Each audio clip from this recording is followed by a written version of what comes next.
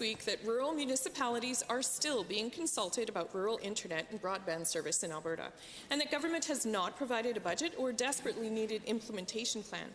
This is just a discussion without timelines or commitments and plans based on old assumptions and outdated technology. Why is the government working against the success of its own rural internet strategy by not investing in high-speed connectivity now? Question. Time to get after it. Minister of Service Alberta. Spend it.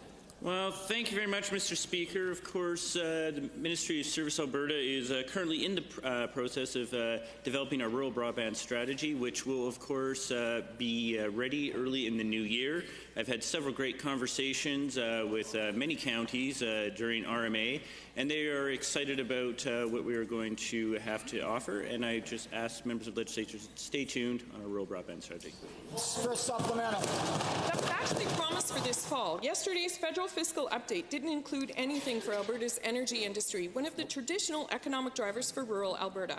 So rural municipalities have to innovate and focus on other economic development opportunities, and that takes having all the pieces in place to attract new business. One of the critical elements for attracting new business is high-speed internet. The provincial government has consulted with rural Alberta about this issue for at least a decade. Why aren't you committed to investing in this critical piece of infrastructure for rural Alberta economic development? Question.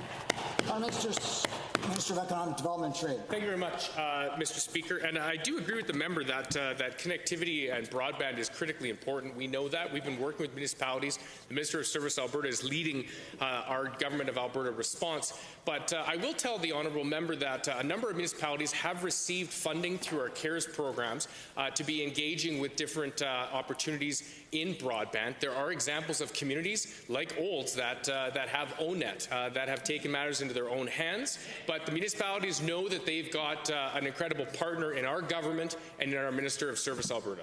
Second supplemental.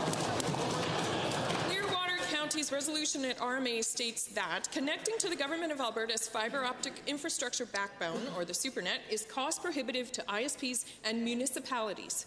The CRTC has mandated broadband internet as an essential service at speeds of up to 50 megabits per second for downloads and 10 megabits per second for uploads, with an unlimited data allowance by 2021. Rural Alberta needs internet speed and accessibility. When can they expect both from the publicly owned SuperNet? Question. Minister of Service Alberta. Well, thank you very much, Mr. Speaker. As I mentioned, we've developing our rural broadband strategy, and also that I met with Clearwater County, and I'm definitely excited about looking at the proposal they're bringing forward. Our rural broadband strategy will be ready in the beginning of the new year, and of course, as part of that, we're working to make sure Alberta's and our municipalities will have access to improve high-speed internet access, as well as federal funds. And also, as a big part of that, making sure that our rural broadband strategy makes sure that our Indigenous communities are not phased last, that they're going to be a part of this new rural broadband strategy as well.